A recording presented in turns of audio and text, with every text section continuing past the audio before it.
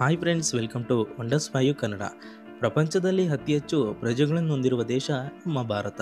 ಹಾಗಾಗಿ ನಮ್ಮ ದೇಶದಲ್ಲಿ ಎಲೆಕ್ಷನ್ ನಡೆಯುತ್ತಾ ಇರುತ್ತದೆ. ಮತದಾನದ ಹಕ್ಕು ಪ್ರತಿಯೊಬ್ಬ ವ್ಯಕ್ತಿಯ ಕರ್ತವ್ಯ. ಪ್ರತಿಯೊಬ್ಬರು ತಮಗೆ ಸರಿಯಾದ ವ್ಯಕ್ತಿಯನ್ನು ಆಯ್ಕೆ ಮಾಡಿ ವೋಟ್ ಮಾಡುವ ಅವಕಾಶವನ್ನು ಎಲೆಕ್ಷನ್ ಕಮಿಷನ್ ನಮಗೆ ಕೊಡುತ್ತದೆ. ಹಾಗಾಗಿ ಯಾರು ಕೂಡ ಅಸಡ್ಡೆ ಮಾಡದೆ ಮತದಾನದ ಹಕ್ಕನ್ನು ಚಲಾಯಿಸಿ. ನಮ್ಮಲ್ಲೂ ಕೆಲವರಿಗೆ ಚುನಾವಣೆ ಹೇಗೆ ನಡೆಯುತ್ತದೆ, ಇದರ ಇಂದಿನ ಪ್ರಕ್ರಿಯೆ ಏನು ಅನ್ನೋದು ಗೊತ್ತಿಲ್ಲ. ಏನೋ ಆ ಸಮಯಕ್ಕೆ ಹೋಗಿ ತಮ್ಮ ನೆಚ್ಚಿನ ನಾಯಕರಿಗೆ ವೋಟ್ ಮಾಡಿ ಬರ್ತಾರೆ. ಹಾಗೆ ಕೆಲವು ಮಂದಿ ವೋಟ್ ಕೂಡ ಮಾಡದೆ ಮನೆಯಲ್ಲೇ ಕುಳಿತು ಎಂಜಾಯ್ ಮಾಡುತ್ತಿರ್ತಾರೆ. ಹಾಗೆ ನಮ್ಮ ಒಂದೇ ಒಂದು ವೋಟ್ನಿಂದ ಏನು ಕೂಡ ಬದಲಾಗೋದಿಲ್ಲ ಅಂದ್ಕೊಳ್ತಾರೆ. ಇಂಥವರಿಗೆ ಚುನಾವಣೆ ಕುರಿತು ಇನ್ನೂ ತಿಳಿದಿಲ್ಲ ಎಂದರ್ಥ. ಒಂದು ಸಾರಿ ಈ ಎಲೆಕ್ಷನ್ ಕುರಿತು ಇದರ ಹಿಂದೆ ಎಷ್ಟು ಕಷ್ಟವಿದೆ ಎಂದು ತಿಳಿದರೆ ಈ ಆಲೋಚನೆಗಳು ಬದಲಾಗುತ್ತದೆ.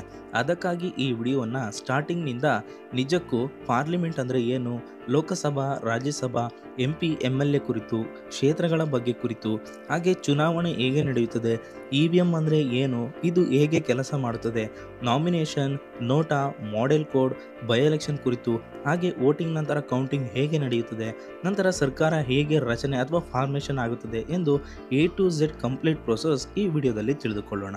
ಫ್ರೆಂಡ್ಸ್, ಈ ವಿಡಿಯೋ ತುಂಬ ಲೆಂತಿ ಆಗಿರುತ್ತೆ. ಯಾಕಂದರೆ ಎಲೆಕ್ಷನ್ ಕುರಿತು ಕಂಪ್ಲೀಟ್ ಪ್ರೋಸೆಸ್ ಈ ವಿಡಿಯೋದಲ್ಲಿ ಇದೆ. ನೀವು ಕೆಲವು ಸಲ ಬೇಡದಿರುವ ವಿಷಯಗಳನ್ನು ಅಥವಾ ವಿಡಿಯೋಗಳನ್ನು ನೋಡ್ತಾ ಇರ್ತೀರಾ. ಈ ವಿಡಿಯೋ ತುಂಬ ಯೂಸ್ಫುಲ್ ಆ್ಯಂಡ್ ಇನ್ಫಾರ್ಮೇಷನ್ ಆಗಿ ಇರ್ತದೆ. ಹಾಗಾಗಿ ಈ ವಿಡಿಯೋವನ್ನು ಎಲ್ಲೂ ಸ್ಕಿಪ್ ಮಾಡದೆ ಪೂರ್ತಿಯಾಗಿ ಕೊನೆ ತನಕ ನೋಡಿ. ಯಾಕಂದರೆ ಕೆಲವು ವಿಷಯಗಳು ನಿಮಗೆ ಅರ್ಥವಾಗುತ್ತದೆ, ಹಾಗೆ ತುಂಬ ಯೂಸ್ಫುಲ್ ಆಗಿ ಕೂಡ ಇರ್ತದೆ. ಈ ವಿಡಿಯೋ ಇಷ್ಟ ಆದರೆ ಹಾಗೆ ಲೈಕ್ ಕೂಡ ಮಾಡಿ, ಹಾಗೆ ಸಬ್ಸ್ಕ್ರೈಬ್ ಕೂಡ ಮಾಡಿ. ಮೊದಲಿಗೆ ನಮ್ಮ ಗೌರ್ಮೆಂಟ್ ಸ್ಟ್ರಕ್ಚರ್ ಹೇಗೆ ಇದೆ ಎಂದು ನೋಡೋಣ. ನಂತರ ಚುನಾವಣೆ ಬಗ್ಗೆ ತಿಳಿದುಕೊಳ್ಳೋಣ.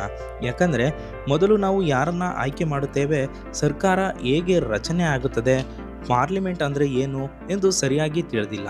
ನಂತರ ಮುಂದೆ ಸೆಂಟ್ರಲ್ ಗೌರ್ಮೆಂಟ್ ಬಗ್ಗೆ ನೋಡೋಣ. ನಮ್ಮ ಭಾರತದ ರಾಜ್ಯಾಂಗ ಫೆಡರಲ್ ಸಿಸ್ಟಮನ್ನು ಅನುಸರಿಸುತ್ತದೆ. ಈ ಫೆಡರಲ್ ಸಿಸ್ಟಮಲ್ಲಿ ಎರಡು ರೀತಿಯ ಸಿಸ್ಟಮ್ಗಳಿವೆ.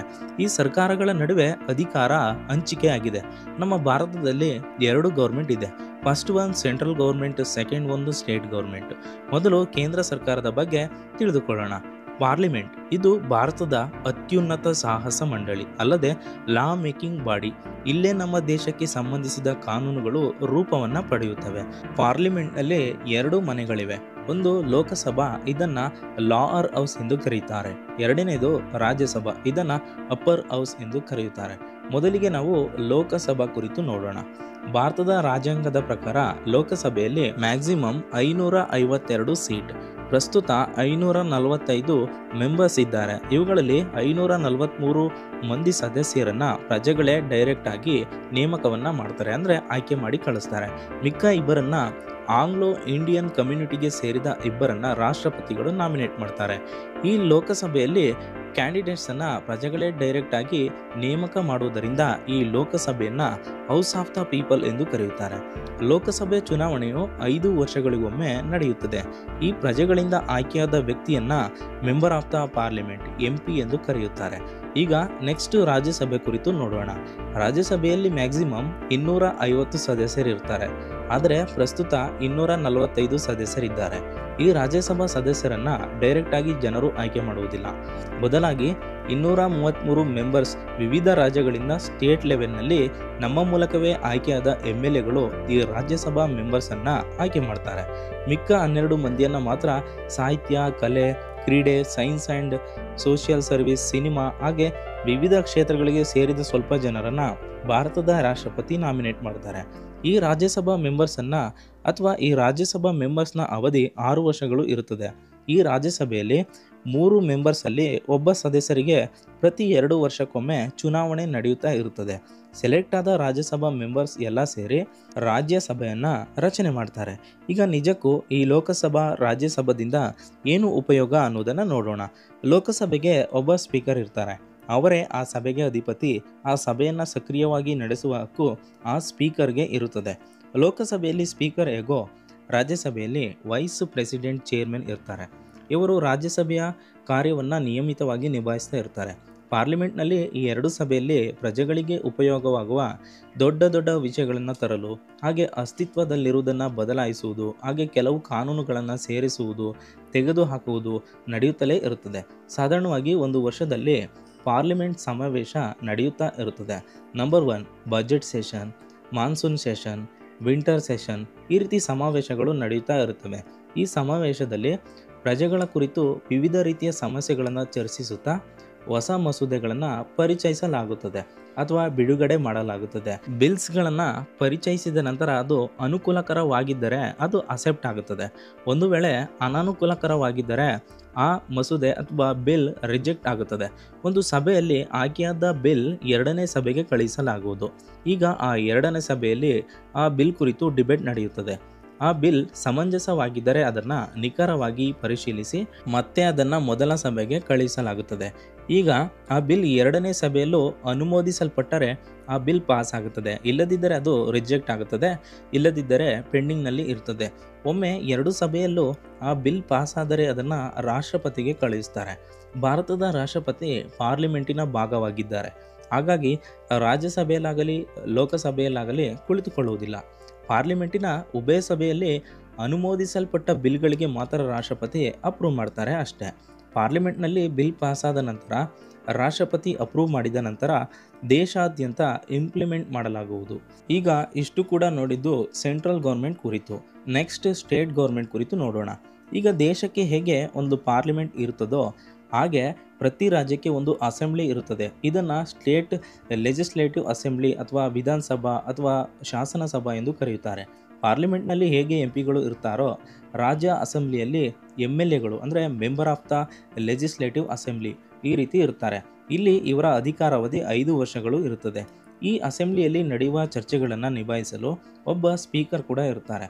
ಈ ಅಸೆಂಬ್ಲಿಯಲ್ಲಿ ಆ ರಾಜ್ಯಕ್ಕೆ ಸಂಬಂಧಿಸಿದ ಸಮಸ್ಯೆಗಳ ಕುರಿತು ಚರ್ಚಿಸಿ ಆ ರಾಜ್ಯಕ್ಕೆ ಉಪಯೋಗವಾಗುವ ಬಿಲ್ಸ್ಗಳನ್ನು ಜಾರಿ ಮಾಡಲಾಗುತ್ತದೆ. ಈ ವಿಧದಲ್ಲಿ ಪಾರ್ಲಿಮೆಂಟ್ನಲ್ಲಾಗಲಿ ಅಸೆಂಬ್ಲಿಯಲ್ಲಾಗಲಿ ನಮಗೆ ಉಪಯೋಗವಾಗುವ ನಾಯಕನನ್ನು ಆಯ್ಕೆ ಮಾಡುವ ಮೂಲಕ ಅವರು ನಮಗೆ ಉಪಯುಕ್ತವಾಗುವ ನಿರ್ಣಯಗಳನ್ನು ತೆಗೆದುಕೊಳ್ಳುವ ಮೂಲಕ ದೇಶ ಅಥವಾ ರಾಜ್ಯದ ಪ್ರಜೆ ಭವಿಷ್ಯ ಆಧಾರವಾಗಿರುತ್ತದೆ. ನಮ್ಮ ಜೀವಿತವು ಈ ನಾಯಕರುಗಳ ಕೈಯಲ್ಲಿಲ್ಲ. ನಾಯಕರ ಜೀವಿತವು ನಮ್ಮ ಸಂವಿಧಾನದ ಕೈಯಲ್ಲಿದೆ. ಪ್ರತಿಯೊಂದು ನಿರ್ಣಯಗಳು ತೆಗೆದುಕೊಳ್ಳಲು ಇದು ಅವಕಾಶ ಮಾಡಿಕೊಟ್ಟಿದೆ. ಅದು ಹೇಗೆ ಗೊತ್ತಾ? ಪ್ರತಿ 5 ವರ್ಷಗಳಿಗೊಮ್ಮೆ ನಡೆಯುವ ಚುನಾವಣೆಯಲ್ಲಿ ಮತದಾನ ಮಾಡುವ ಮೂಲಕ. ಈಗ ಎಲೆಕ್ಷನ್ ಕುರಿತು ಕ್ಲಿಯರ್ ಆಗಿ ತಿಳಿದುಕೊಳ್ಳೋಣ. ಭಾರತದ ಸಂವಿಧಾನದಲ್ಲಿ ಆರ್ಟಿಕಲ್ 324, 329ರವರೆಗೂ ಎಲೆಕ್ಷನ್ ಕುರಿತು ಇದೆ. ECI election commission of India ಅನ್ನೋದು ಸಂವಿಧಾನದ ನಿಬಂಧನೆಯ ಪ್ರಕಾರ ಏರ್ಪಡುವ ಒಂದು ಇಂಡಿಪೆಂಡೆಂಟ್ ಬಾಡಿ. ಯಾವುದೇ ಪಕ್ಷಪಾತವಿಲ್ಲದೆ ಚುನಾವಣೆಯನ್ನು ಸ್ವೇಚ್ಛೆಯಿಂದ ನಿಷ್ಪಕ್ಷಪಾತದಿಂದ ನಡೆಸುವ ಹಕ್ಕು ಈ ಎಲೆಕ್ಷನ್ ಕಮಿಷನ್ಗೆ ಇದೆ. ಸೆಂಟ್ರಲ್ ಹಾಗೂ ಸ್ಟೇಟ್ ಲೆವೆಲ್ನಲ್ಲಿ ನಡೆಯುವ parliament election, Rajya Sabha Lok Sabha election, state assembly election, president vice president ಚುನಾವಣೆಗಳನ್ನು ಕೂಡ ಈ ಎಲೆಕ್ಷನ್ ಕಮಿಷನ್ ನಿರ್ವಹಿಸುತ್ತದೆ. ಲೋಕಲ್ನಲ್ಲಿ ನಡೆಯುವ ಮುನ್ಸಿಪಾಲ್ಟಿ, ಜಿಲ್ಲಾ ಪಂಚಾಯಿತಿ, ಗ್ರಾಮ ಪಂಚಾಯಿತಿ ಎಲೆಕ್ಷನ್ ಕೂಡ ಪ್ರತಿ ರಾಜ್ಯಗಳಿಗೂ ಪ್ರತ್ಯೇಕವಾಗಿರುವ ಸ್ಟೇಟ್ ಎಲೆಕ್ಷನ್ ಕಮಿಷನ್ ನಿರ್ಣಯಿಸುತ್ತದೆ. ಹಾಗೆ ನಮ್ಮ ದೇಶವನ್ನು 543 ಭಾಗಗಳಾಗಿ ಡಿವೈಡ್ ಮಾಡಲಾಗುತ್ತದೆ. ಇದನ್ನು ಪಾರ್ಲಿಮೆಂಟ್ನ ನಿಯೋಜಕ ವರ್ಗ ಅಥವಾ ಸಂಸತ್ತಿನ ಕ್ಷೇತ್ರಗಳು ಎಂದು ಕರೆಯುತ್ತಾರೆ. ಈ ರೀತಿ ಡಿವೈಡ್ ಮಾಡುವುದನ್ನು ಡಿಲಿಮಿಟೇಷನ್ ಎಂದು ಕರೆಯುತ್ತಾರೆ. ಒಂದು ಕ್ಷೇತ್ರದ ಗಾತ್ರ, ಆಕಾರ, ಇದರ ಬೌಂಡ್ರೀಸ್ ಏನು ಅನ್ನೋದನ್ನು ಇಂಡಿಪೆಂಡೆಂಟ್ ಡಿಲಿಮಿಟೇಷನ್ ಕಮಿಷನ್ ಮೂಲಕ ಡಿಸೈಡ್ ಮಾಡಲಾಗುತ್ತದೆ. ಸಂಸತ್ತಿನ ಕ್ಷೇತ್ರಗಳು ರಚನೆಯಾದ ನಂತರ ಆ ಕ್ಷೇತ್ರದಲ್ಲಿರುವ ಪ್ರಜೆಗಳು ಸೇರಿ ಲೋಕಸಭೆಯಲ್ಲಿ ಒಬ್ಬ ಅಭ್ಯರ್ಥಿಯನ್ನು ತಮ್ಮನ್ನು ರೆಪ್ರೆಸೆಂಟ್ ಮಾಡಲು ಅಥವಾ ಒಬ್ಬ MPಯನ್ನು ಆಯ್ಕೆ ಮಾಡ್ತಾರೆ. ಹಾಗೆ ಸ್ಟೇಟ್ ಲೆವೆಲಲ್ಲೂ ಕೂಡ ಒಂದು ರಾಜ್ಯದಲ್ಲಿ ಆ ರಾಜ್ಯದಲ್ಲಿ ಎಷ್ಟು ಅಸೆಂಬ್ಲಿ ಸೀಟ್ಸ್ ಇದ್ದಾವೋ ಅಷ್ಟು ಕ್ಷೇತ್ರಗಳನ್ನಾಗಿ ಬೇರ್ಪಡಿಸಲಾಗುವುದು. ಇದು ಹೇಗಿದೆ ಅಂದರೆ 1950 ಜನವರಿ 26 ಸಂವಿಧಾನ ಜಾರಿಯಾದ ನಂತರ ಮೊಟ್ಟ ಮೊದಲ ಬಾರಿಗೆ 1951-52ರಲ್ಲಿ ಚುನಾವಣೆ ನಡೆಯಿತು. ಆಗ ನಮ್ಮ ದೇಶದಲ್ಲಿ ವಿದ್ಯಾವಂತರ ಸಂಖ್ಯೆ ತುಂಬ ಕಡಿಮೆ ಇತ್ತು. ವಿದ್ಯಾವಂತರು ಸುಮಾರು 18% ಮಾತ್ರ ಇದ್ದರು. ಹಾಗಾಗಿ ಕೆಲವು ಜನರಿಗೆ ವೋಟ್ ಮಾಡಲು ಗೊತ್ತಿರಲಿಲ್ಲ, ಹಾಗೆ ತಿಳಿದಿರಲಿಲ್ಲ. ಆಗ ಅವಿದ್ಯಾವಂತರು ಕೂಡ ಗುರುತು ಹಿಡಿಯಲು ಪ್ರತಿ ಪಾರ್ಟಿಗೆ ಚಿಹ್ನೆಗಳನ್ನು ಕೊಡಲಾಯಿತು. ಅಲ್ಲಿವರೆಗೂ 21 ವರ್ಷ ದಾಟಿದವರಿಗೆ ಮಾತ್ರ ವೋಟ್ ಮಾಡುವ ಹಕ್ಕಿತ್ತು.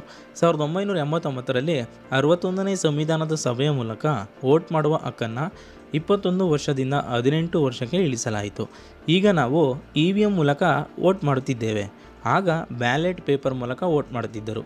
ಪ್ರತಿಯೊಬ್ಬರಿಗೂ ಈ ಬ್ಯಾಲೆಟ್ ಪೇಪರ್ ಕೊಡುತ್ತಿದ್ದರು. ಈ ಬ್ಯಾಲೆಟ್ ಪೇಪರ್ನಲ್ಲಿ ಚುನಾವಣೆಗೆ ನಿಂತಿರುವ ಎಲ್ಲ ಅಭ್ಯರ್ಥಿಯ ಫೋಟೋ ಹಾಗೂ ಚಿಹ್ನೆಗಳಿರ್ತಿದ್ದವು. ಹಾಗಾಗಿ ಯಾರಿಗಾದರೂ ವೋಟ್ ಮಾಡಬೇಕು ಅಂದರೆ ವೋಟ್ ಮಾಡುವ ವ್ಯಕ್ತಿ ವೋಟ್ ಹಾಕುವ ಅಭ್ಯರ್ಥಿಯ ಫೋಟೋ ಪಕ್ಕ ಇರುವ ಬಾಕ್ಸನ್ನು ಸೀಲ್ ಮೂಲಕ ಟಿಕ್ ಮಾಡಬೇಕು. ನಂತರ ಅದನ್ನು ಮಡಚಿ ಬ್ಯಾಲೆಟ್ ಬಾಕ್ಸ್ನಲ್ಲಿ ಹಾಕಬೇಕು.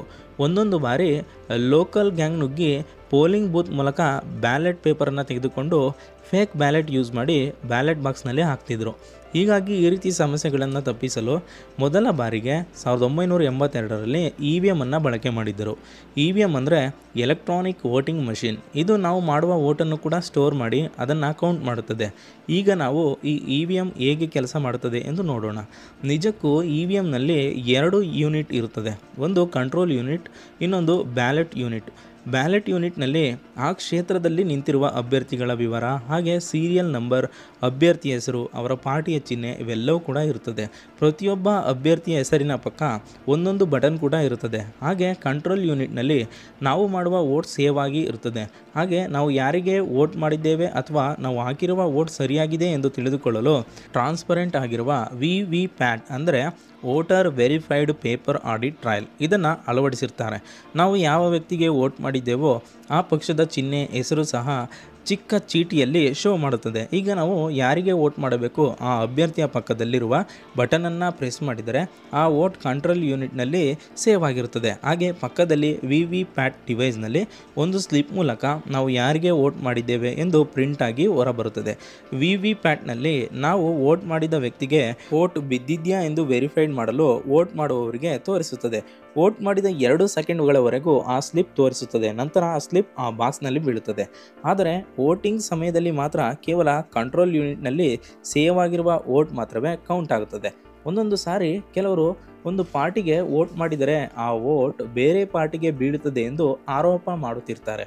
ಒಂದು ವೇಳೆ ಆ ಅಭ್ಯರ್ಥಿಗೆ ಮೋಸವಾಗುತ್ತಿದೆ ಎಂದು ತಿಳಿದರೆ ಡಿಕೌಂಟಿಂಗ್ಗೆ ರಿಕ್ವೆಸ್ಟ್ ಮಾಡಬಹುದು. ಕಂಟ್ರೋಲ್ ಯೂನಿಟ್ನಲ್ಲಿ ಸೇವ್ ಆಗಿರುವ ವೋಟ್ ಹಾಗೂ VVPATನಲ್ಲಿ ಸೇವ್ ಆಗಿರುವ ಸ್ಲಿಪ್ಪನ್ನು ತೆಗೆದು ಟ್ಯಾಲಿ ಆಗುತ್ತದೋ ಇಲ್ಲವೋ ಎಂದು ಪರಿಶೀಲಿಸುತ್ತಾರೆ. ಈ EVM ತುಂಬ ಸೆಕ್ಯೂರ್ ಆಗಿ ಇರುತ್ತದೆ. ಬ್ಲೂಟೂತ್, ಇಂಟರ್ನೆಟ್, ನೆಟ್ವರ್ಕ್ ಅಥವಾ ಕಂಪ್ಯೂಟರ್ಗಳಾಗಲಿ ಯಾವುದಕ್ಕೂ ಕನೆಕ್ಟ್ ಮಾಡಲು ಸಾಧ್ಯವಿಲ್ಲ. ಹಾಗೆ ಇದನ್ನು ಹ್ಯಾಕ್ ಮಾಡುವ ಯಾವುದೇ ಅವಕಾಶವಿಲ್ಲ. ಇದನ್ನು ತಿದ್ದಲು ಅಥವಾ ಡಾಟಾ ಕ್ರಾಸ್ ಮಾಡಿ ರೀಲೋಡ್ ಮಾಡಲು ಕೂಡ ಸಾಧ್ಯವಿಲ್ಲ. ಯಾಕಂದರೆ ಇದರಲ್ಲಿರುವ chip one time programmed chip. So ಇದರಲ್ಲಿರುವ ಸಾಫ್ಟ್ವೇರನ್ನು ಕೂಡ ಮಾಡಿಫೈಡ್ ಮಾಡಲು ಕೂಡ ಸಾಧ್ಯವಿಲ್ಲ ಎಂದು ಎಲೆಕ್ಷನ್ ಕಮಿಷನ್ ಹೇಳುತ್ತದೆ. ಬ್ಯಾಲೆಟ್ ಪೇಪರ್ ಸಿಸ್ಟಮ್ಗೆ ಹೋಲಿಸಿದರೆ EVM ಮೂಲಕ ತುಂಬ ಉಪಯೋಗ ಜಾಸ್ತಿ. EVMನಿಂದ ಎಲೆಕ್ಷನ್ ಕಾಸ್ಟ್ ತುಂಬ ಕಡಿಮೆ ಆಗುತ್ತದೆ. ಉದಾಹರಣೆಗೆ ಬ್ಯಾಲೆಟ್ ಪೇಪರ್ ಸಿಸ್ಟಮ್ನಲ್ಲಿ ಬ್ಯಾಲೆಟ್ ಪೇಪರ್ಗೆ 10,000 ಟನ್ ಪೇಪರ್ ಬಳಕೆ ಮಾಡಬೇಕು ಅಂದುಕೊಂಡ್ರೆ ಆ ಪೇಪರ್ಗೆ ಸುಮಾರು ಸಾವಿರಾರು ಮರಗಳು ತಮ್ಮನ್ನು ತಾವು ಸಮರ್ಪಿಸಿಕೊಳ್ಳಬೇಕು. ಆದರೆ EVMನಲ್ಲಿ ಇದೆಲ್ಲ ಸೇವ್ ಆಗುತ್ತದೆ. ಅಲ್ಲದೆ ಪರಿಸರವೂ ಕೂಡ ನಾಶವಾಗುವುದಿಲ್ಲ. ಹಾಗೆ ಕೌಂಟಿಂಗ್ ಕೂಡ ತುಂಬ ಸುಲಭ ವಿಧಾನದಲ್ಲಿ ಮುಗಿದು ಹೋಗುತ್ತದೆ. EVM ನಾರ್ಮಲ್ 9 ವೋಲ್ಟ್ಸ್ ಬ್ಯಾಟ್ರಿ ಮೂಲಕ ವರ್ಕ್ ಆಗುತ್ತದೆ. ಇದಕ್ಕೆ ಯಾವುದೇ ಕರೆಂಟ್ ಕೂಡ ಬೇಕಾಗುವುದಿಲ್ಲ. ಹಾಗಾಗಿ ಇದನ್ನು ಎಲೆಕ್ಟ್ರಿಸಿಟಿ ಇಲ್ಲದೇ ಇರುವ ಸ್ಥಳದಲ್ಲೂ ಕೂಡ ವೋಟ್ ಮಾಡಬಹುದು. ಹಾಗಾಗಿ ಸೇಫ್ಟಿ ವಿಷಯ ಬಂದರೆ ಬ್ಯಾಲೆಟ್ ಪೇಪರ್ಗೆ ಹೋಲಿಸಿದರೆ EVM ಬೆಸ್ಟ್. ಇದನ್ನು ಬಳಸುವ ಮೂಲಕ ಫೇಕ್ ವೋಟಿಂಗ್ ಟ್ರಿಕ್ಕಿಂಗ್ ತುಂಬ ಕಡಿಮೆ ಆಗುತ್ತದೆ. ಯಾಕಂದರೆ ಉದಾಹರಣೆಗೆ ಯಾವುದಾದ್ರೂ ಒಂದು ಲೋಕಲ್ ಗ್ಯಾಂಗ್ ನುಗ್ಗಿ ಪೋಲಿಂಗ್ ಬೂತನ್ನು ತನ್ನ ಕಂಟ್ರೋಲ್ನಲ್ಲಿ ತೆಗೆದುಕೊಂಡರೆ EVMನಲ್ಲಿ ತಮಗೆ ಇಷ್ಟವಾಗುವ ವ್ಯಕ್ತಿಗೆ ವೋಟ್ ಮಾಡಲು ಸಾಧ್ಯವಿಲ್ಲ. ಯಾಕಂದರೆ EVMನಲ್ಲಿ 1 ನಿಮಿಷಕ್ಕೆ ಕೇವಲ 5 ವೋಟ್ ಮಾತ್ರ ಮಾಡಬಹುದು. ಹಾಗಾಗಿ ಹೆಚ್ಚು ಫೇಕ್ ವೋಟ್ಸ್ ಹಾಕಲು ತುಂಬ ಸಮಯ ತೆಗೆದುಕೊಳ್ಳುತ್ತದೆ. ಅಷ್ಟರೊಳಗೆ ಸೆಕ್ಯೂರಿಟಿ ಫೋರ್ಸ್ ಅವರನ್ನು ಹಿಡಿದು ಅದನ್ನು ತಡೆಯುತ್ತಾರೆ. ಅಲ್ಲದೆ EVMನಲ್ಲಿ ಕ್ಲೋಸ್ ಎನ್ನುವ ಬಟನ್ ಇದೆ. ಇದನ್ನು ಪ್ರೆಸ್ ಮಾಡಿದ ನಂತರ ಅದು ವೋಟ್ಗಳನ್ನು ಅಕ್ಸೆಪ್ಟ್ ಮಾಡುವುದಿಲ್ಲ. ಆದರೆ ಅಲ್ಲಿವರೆಗೂ ಹಾಕಿದ ವೋಟಿಂಗ್ ಡಾಟಾ ಎಲ್ಲ ಕೂಡ ಸೇವ್ ಆಗಿ ಇರುತ್ತದೆ. ಹಾಗೆ ಒಂದು ವೇಳೆ EVM ಕೆಲಸ ಮಾಡುವುದನ್ನು ನಿಲ್ಲಿಸಿದರೂ ಕೂಡ ಅದುವರೆಗೂ ಹಾಕಿದ ವೋಟ್ ಎಲ್ಲ ಸೇವ್ ಆಗಿ ಇರುತ್ತದೆ. ಹಾಗೆ ಮತ್ತೊಂದು ವಿಷಯ ಏನು ಅಂದರೆ ಈ EVM ಮಷೀನನ್ನು ನಮ್ಮ ಭಾರತದಲ್ಲಿಯೇ ತಯಾರು ಮಾಡ್ತಾರೆ. ಅದು ನಮ್ಮ ಭಾರತದಲ್ಲಿಯೇ ಬೆಸ್ಟ್ ಎಂಜಿನಿಯರ್ಸ್ ಕಂಪನಿಯಾದ ಭಾರತ್ ಎಲೆಕ್ಟ್ರಾನಿಕ್ಸ್ ಹಾಗೆ ECIL ಕಂಪನಿಗಳು ಡೆವಲಪ್ ಮಾಡ್ತವೆ. ಹಾಗೆ ಭೂತಾನ್, ನೇಪಾಳ್, ಪಾಕಿಸ್ತಾನ್, ನಮಿಬಿಯಾ, ಕೀನ್ಯಾ ಹಾಗೆ ಇನ್ನೂ ಹಲವು ದೇಶಗಳು ತಮ್ಮ ದೇಶದ ಚುನಾವಣೆಗೆ ನಮ್ಮ ದೇಶದ EVM ಅನ್ನು ಉಪಯೋಗಿಸುತ್ತವೆ. ಹಾಗೆ ಅರ್ಥ ಮಾಡಿಕೊಳ್ಳಿ ಇದು ಹೇಗೆ ಕೆಲಸ ಮಾಡುತ್ತದೆ ಎಂದು. ಸೊ ಇದು ಫ್ರೆಂಡ್ಸ್ ನಮ್ಮ ಕಂಪ್ಲೀಟ್ ಎಲೆಕ್ಷನ್ ಪ್ರೊಸೆಸ್ ತಿಳಿದುಕೊಳ್ಳುವ ಭಾಗ.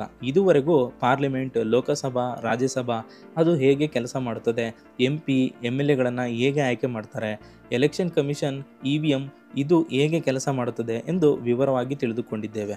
ಇನ್ನು ನಾವು ತಿಳಿದುಕೊಳ್ಳುವುದು ಬಹಳವಿದೆ. Nomination, election code, election commission ಎಷ್ಟೊಂದು ಕಷ್ಟಪಡುತ್ತದೆ, ಚುನಾವಣೆ ದಿನ ಹೇಗೆ ಇರುತ್ತದೆ ವಾತಾವರಣ, ಬೈ ಎಲೆಕ್ಷನ್ ಯಾಕೆ ಬರುತ್ತದೆ, ನೋಟಾ ಕುರಿತು, ಹಾಗೆ ವೋಟ್ ಮುಗಿದ ನಂತರ ಕೌಂಟಿಂಗ್ ಹೇಗೆ ನಡೆಯುತ್ತದೆ, ಸೆಕ್ಯೂರಿಟಿ ಹೇಗೆ ಇರುತ್ತದೆ, ಸರ್ಕಾರ ಹೇಗೆ ರಚಿಸಲ್ಪಡುತ್ತದೆ, ಹೀಗೆ ತುಂಬ ವಿಷಯ ಇದೆ. ಇದನ್ನು ಪಾರ್ಟ್ 2 ವಿಡಿಯೋದಲ್ಲಿ ಹೇಳಿದ್ದೇವೆ.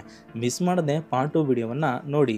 ಸೊ ಫ್ರೆಂಡ್ಸ್, ವಿಡಿಯೋ ಇಷ್ಟ ಆದರೆ ಲೈಕ್ ಮಾಡಿ, ಶೇರ್ ಮಾಡಿ, ಹಾಗೆ ಸಬ್ಸ್ಕ್ರೈಬ್ ಮಾಡಿ. Thanks for watching video.